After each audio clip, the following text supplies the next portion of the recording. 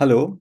Thank you very much for the opportunity to participate in this conference. My name is Siddharth Peter de Souza, and my presentation today is titled Data Silences, the Practice of Managing What We Measure. My presentation today is structured as follows. I will firstly introduce the idea of data silences, talking through how I think it is constructed, what its key elements are, as well as a little bit in terms of what are the strategies that are employed to ensure that a data silence is engineered. I will thereafter talk about three specific case studies.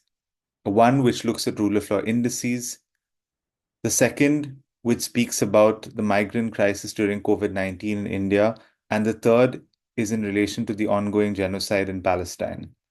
Thereafter, I will briefly look at three strategies to combat data silences. So, data silences, according to me, are deliberate acts of commissions and omissions that are designed to tell a partial picture of the world that we live in. These actions are such that they are used to present information in a manner that places prominence on one form of knowledge over the other.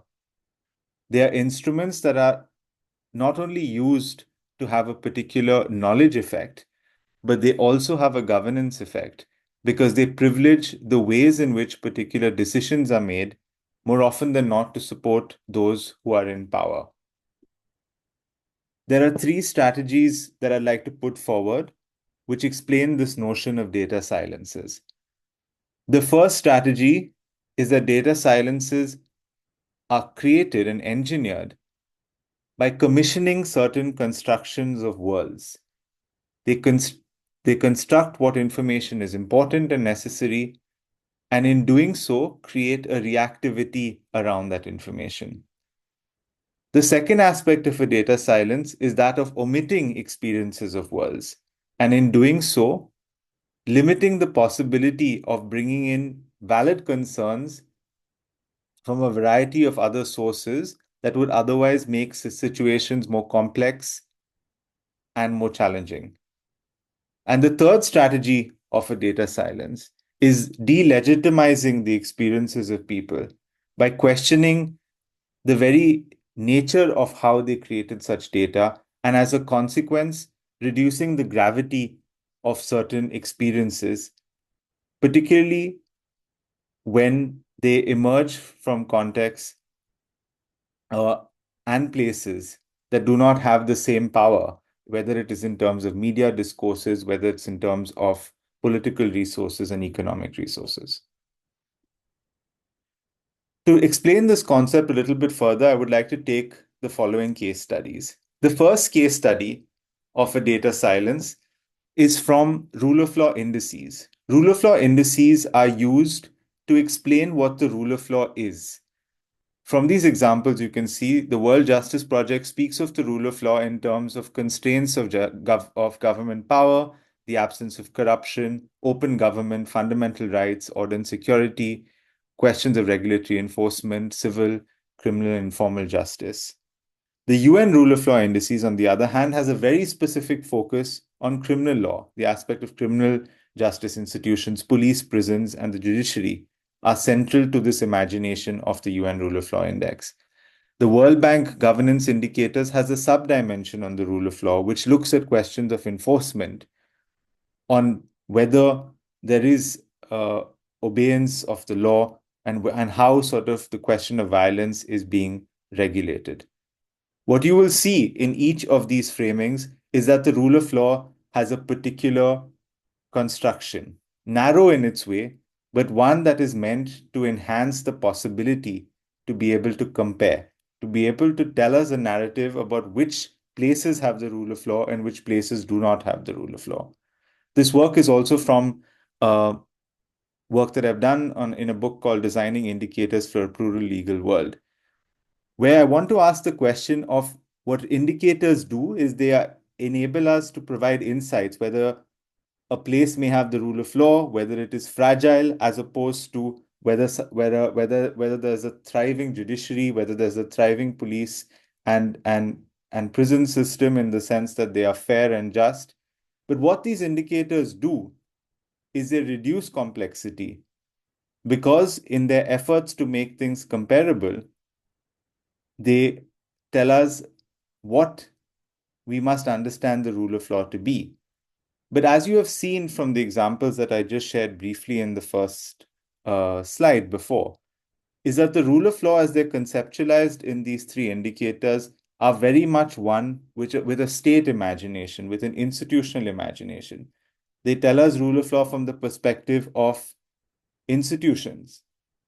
But what about rule of law as it emerges in people's context? What about the question of legal pluralism, where beyond the judiciary, beyond police, beyond prisons, there are other avenues that people go to when they need to engage with questions of justice and injustice?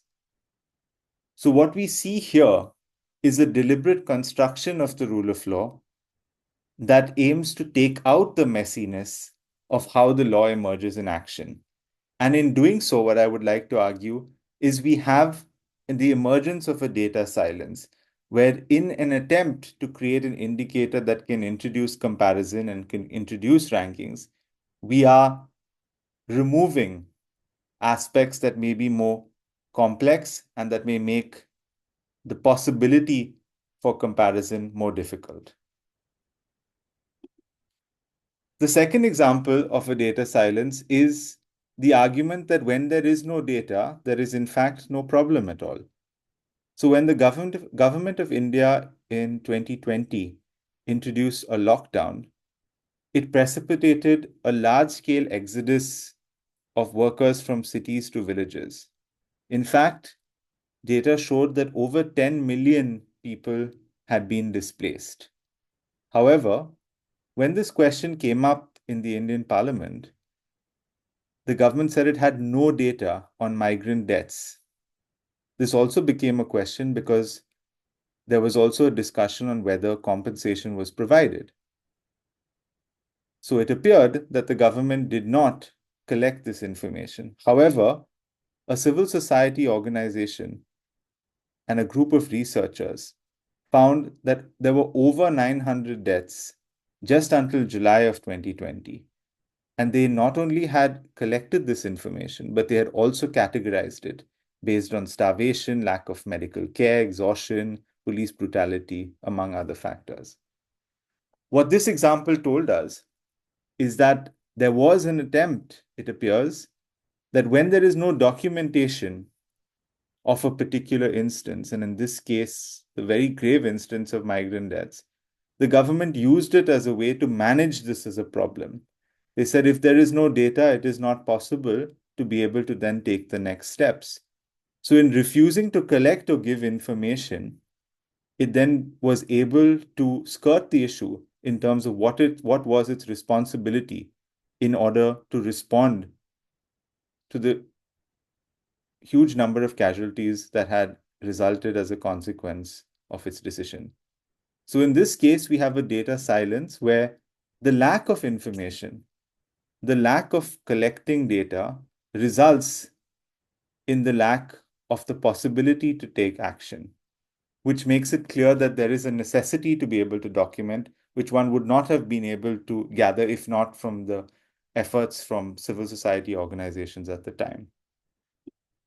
The third data silence that I'd like to speak to comes from the ongoing genocide in Palestine, where in October last year, when there were data on how many deaths had already taken place in Gaza, Biden says he has no confidence in the data that emerges. We also see this as a systematic attempt to delegitimize the way of data collection that was taking place during the ongoing genocide. The other aspect of this continuous attempt at delegitimizing can be seen in terms of media reportage, where towards the left of the screen, you can see the work from an organization called Slow Factory, looking at a headline in the New Yorker, where they say Gaza is starving, without mentioning who is starving and why it's being starved, and what are the consequences of this. And you will see from this image that there is a clear way in which they've rewritten this headline in order to make it less passive and to make it more active. So we think about data silences also as the way of creating erasures. We Are Not Numbers, a Gaza youth organization, says this very powerfully. And I will quote. They say when the world talks about Palestinians living under occupation and in refugee camps, it is usually in terms of politics and numbers, specifically how many killed, injured, homeless, or dependent on aid. But numbers are impersonal, often numbing. What they don't convey are the daily personal struggles and triumphs, the tears and the laughter, and the aspirations that are so universal that if it weren't for the context, they would immediately resonate with virtually everyone. So, having briefly outlined three different aspects of data silence, I'd like to end this presentation by firstly talking about the necessity of centering and ensuring that we engage with the political economy of data by challenging who determines what data is valid or is invalid. Secondly, by problematizing this need for commensurability, for identifying a common vocabulary, and asking the question that in creating a common vocabulary, as we see in rule of law indicators, what is it that is missing and whose voices are being silenced? And thirdly, by speaking from the perspective of people centered data, by looking at the need to center people's agency in the construction of data about them. Thank you very much and happy to take questions.